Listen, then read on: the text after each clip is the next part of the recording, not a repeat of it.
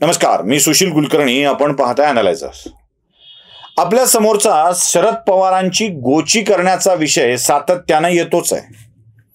कोण करतंय नेमकं गोची शरद पवारांची?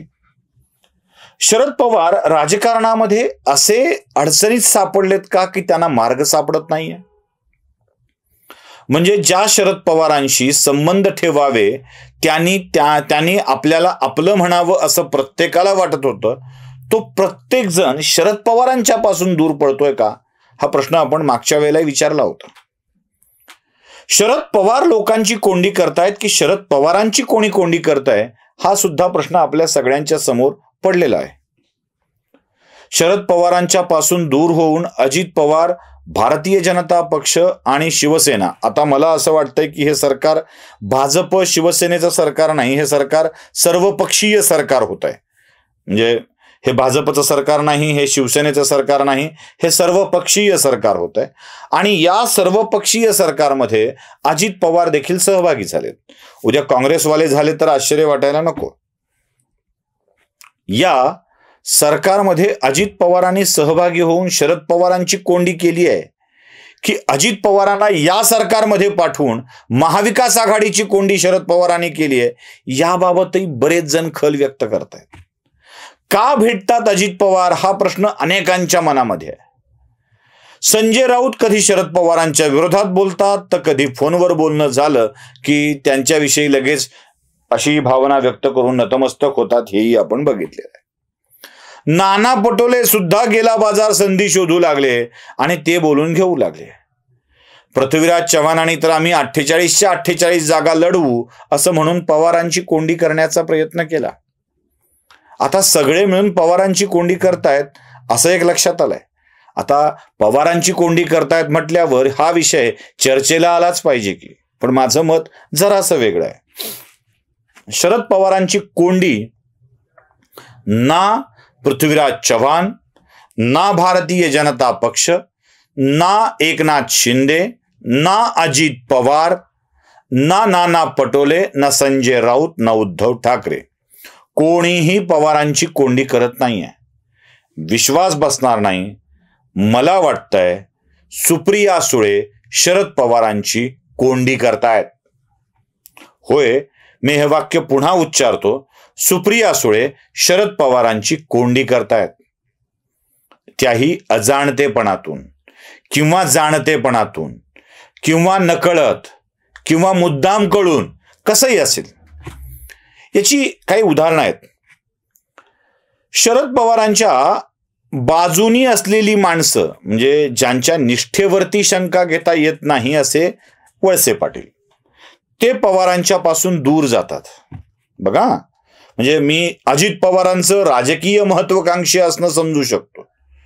वळसे पाटलांच्या राजकीय महत्वाकांक्षा पवारांना उल्लंघून जाण्याच्या नाही आहेत, हे लक्षात घेतलं पाहिजे. वळसे पाटीलही अजित पवारांच्या सोबत जातात.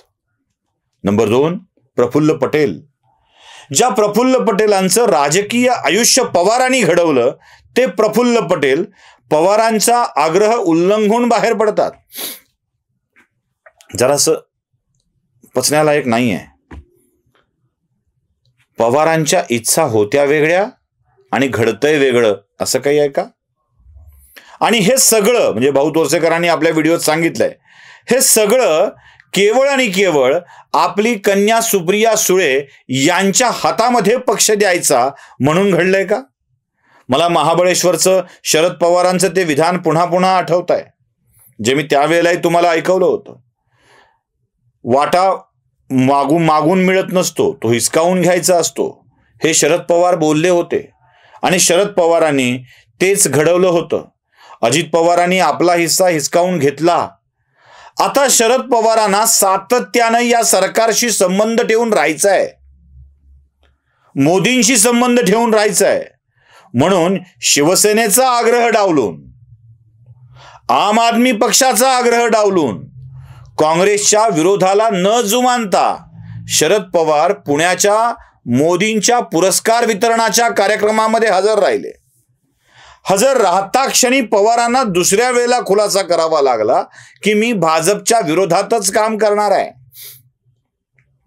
पवार भाजपच्या नेत्यांना भेटतात आणि पुन्हा खुलासा करतात की मी भाजपच्या विरोधातच काम करणार आहे. अगदी कालचा विषय बघा.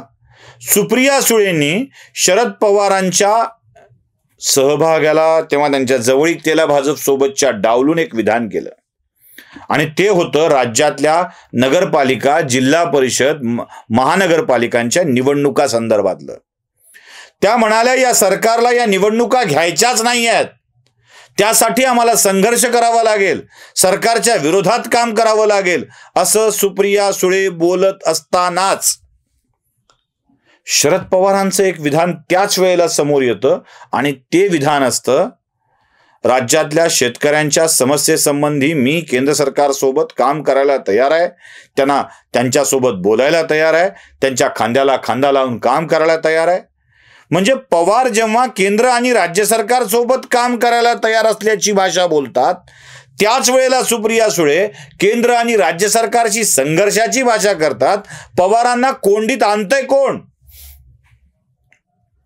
ज्या वेळेला अजित पवार पवारांच्या भेटीसाठी जातात त्यावेळेला शरद पवारांच्या संबंधाने शंकास्पद, संदेहास्पद वाक्य निर्माण करायची आणि त्याची चर्चा घडवून आणायची आणि शरद पवारांना खुलासा करावा लागावा की कृपया संभ्रम निर्माण करू नका, अशी स्थिती आणायची. शरद पवारांना अडचणीत आणतंय कोण? लक्षात घ्या, शरद पवारांच्या गडाचे एक एक चिरे ढासळू लागलेत की काय असं वाटावं अशी ही स्थिती आहे.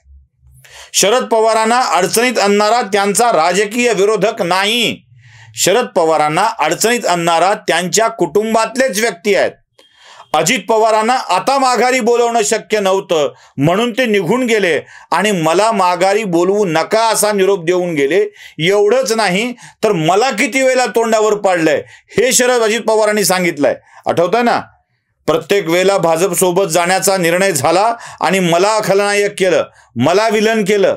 शपथविधीला पाठवणारे साहेबच, परत बोलवणारे साहेबच, भाजप सोबत जायचंय म्हणणारे साहेबच, पाठिंबा देणारे साहेबच, पाठिंबा काढणारे साहेबच, पुन्हा शिवसेनेला पाठिंबा देणारे साहेबच आणि पुन्हा भाजप सोबत जायचंय म्हणणारे साहेबच. अजित पवार विलन होत होते आणि अजित पवारांना शरद पवारांची हीच कोंडी होते हे लक्षात येत होतं. शरद पवारांना इतकं बदलताना बघणं जरासं अवघड होतं. हे कोण घडवून आणत होतं? अजित पवार तर नक्कीच नाही. मग उरतात त्या सुप्रिया सुळे. सुप्रिया सुळेच्या लाडक्या लेकीच्या आग्रहापोटी शरद पवार आपल्याच वक्तृत्वाला, आपल्याच वक्तव्याला फिरवत होते आणि त्यातून शरद पवार पुन्हा पुन्हा कोंडी देत होते. लक्षात घ्या, शरद पवारांना अडचणीत कोण आणत असेल, कोंडीत कोण पकडत असेल तर ते सुप्रिया सुळेमुळेच घडतंय हे असं मला तरी वाटतंय. तुम्हाला काय वाटतंय ते लाईक, शेअर आणि सबस्क्राईब करून कळवा. धन्यवाद.